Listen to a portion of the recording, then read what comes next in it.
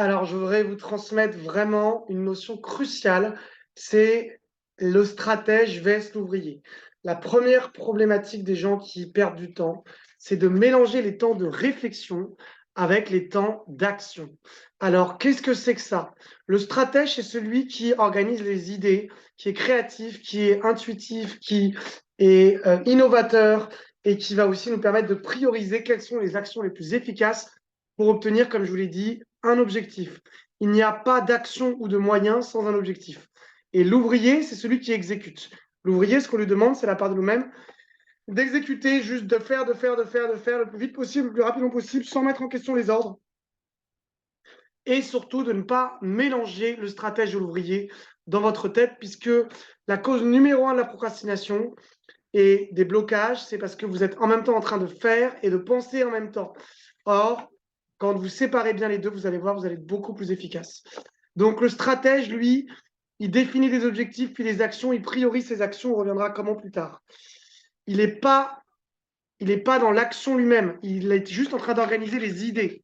Donc le but, c'est d'avoir plein d'idées, de réfléchir à quelles sont les idées, comme un brainstorming qui nous permettent d'atteindre un objectif, de définir des objectifs et de prioriser les actions les plus efficaces. L'ouvrier, lui, son but, c'est d'exécuter de manière parfaitement imparfaite et le plus vite possible les actions qui ont été données. Il ne réfléchit pas, il n'en met pas en question la stratégie et il exécute juste. Donc vous avez deux parts de vous-même, une part du stratège et une part de l'ouvrier. Sauf que votre ouvrier, en général, quand vous êtes beaucoup dans l'intelligence, les idées, la créativité et un côté perfectionniste, vous avez un ouvrier qui n'est pas efficace. Donc il faut séparer le stratège de l'ouvrier. Ce que je vais vous demander, c'est de faire une liste de toutes les actions que vous avez en cours, idées ou projets en cours. Déjà, de bien séparer qu'est-ce que c'est finalement qu'un projet. Un projet, il n'y a pas de date de fin, ou il y a une date de fin, mais on ne sait pas exactement quelles sont les actions qui en découlent. Si je vous dis, par exemple, un projet, ça peut être, je ne sais pas moi, un projet, ça peut être gagner 20 000 euros par mois, c'est un projet. Euh, Être en couple, c'est un projet. Voyager en Thaïlande, c'est un projet. Mais il n'y a pas d'action là. Il n'y a pas d'action concrète. Une action concrète, ce serait acheter un billet, ou ce serait sortir ce soir, ou ce serait euh, poster un post, ou contacter un client, un potentiel client. Ça, c'est des actions. Donc souvent, vous confondez les projets avec les actions. Il y a plein de confusions. Donc là, ce que je vais vous demander, c'est de noter vos projets, vos actions et vos idées. Une idée, ça pourrait être, par exemple, m'inscrire sur des réseaux sociaux. C'est une idée. C'est une action, si vous préférez. Et alors, une idée, ça peut être, par exemple, faire des pauses. Mais là, c'est pas concret. On ne sait pas qu'est-ce que... Là, tout de suite, maintenant, plus tard. Donc, c'est pas du tout concret. Donc, il faut bien séparer les idées des actions des projets. Et votre but, c'est de faire, comme je vous l'avais dit dans la vidéo d'avant, des actions à court terme, moyen terme, qui sont plus des projets dans ce cas-là, et long terme, c'est vraiment une vision. Et si l'objectif n'est pas smarter, alors il faut le remettre à long terme.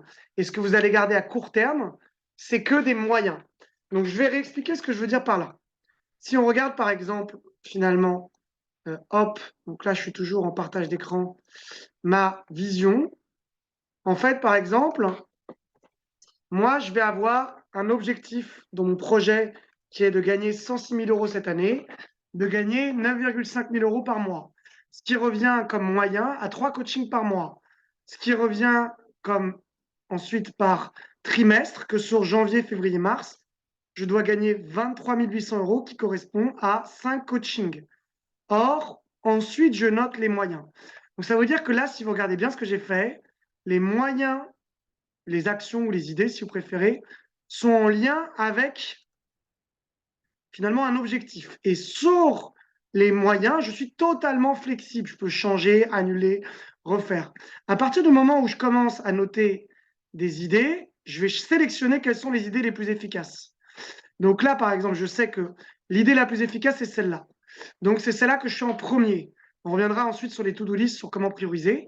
Mais en gros, mon but, une fois que je deviens l'ouvrier, c'est d'exécuter ça le plus simplement possible. Là, il n'y a pas d'action. C'est encore, finalement, là, on a un projet. Là, on a finalement un moyen, mais on n'a pas encore d'action. Qu'est-ce que ça veut dire continuer Google Business? Donc là, concrètement, si je le sépare maintenant en action, ça veut dire faire, poster une image. OK? Ensuite, ça va être poster sur Google Business une offre. Donc voilà, ça, c'est des choses qu'on peut faire sur Google My Business, c'est Google Maps. Donc là, ces deux actions, et ben, mon but, une fois que je passe en mode ouvrier, c'est de les exécuter le plus vite possible. Et c'est ces actions-là que je vais mettre dans ma to-do list. Donc en fait, ça, je le note dans ma to-do list. Mais je note jamais dans ma to-do list des projets ou des idées. Parce qu'en fait, si je ne sais pas quoi faire, et ben, mon ouvrier, il ne peut pas exécuter correctement. Mon ouvrier, il doit avoir une action très claire et très simple où il a juste à exécuter sans se poser de questions. S'il commence à avoir une action qui n'est pas claire, l'ouvrier va se mettre à réfléchir. Et le but, c'est que d'abord, je structure des actions que je veux faire et qu'une fois que j'ai structuré mes actions, on reviendra sur comment le faire, et ben, quand je suis en mode ouvrier, j'ai plus qu'à exécuter. Donc votre but, c'est de marquer là, si vous voulez, un projet ou un objectif, si vous préférez. Et ensuite, vous pouvez marquer des moyens pour l'atteindre. Et ensuite, des actions concrètes qui en découlent.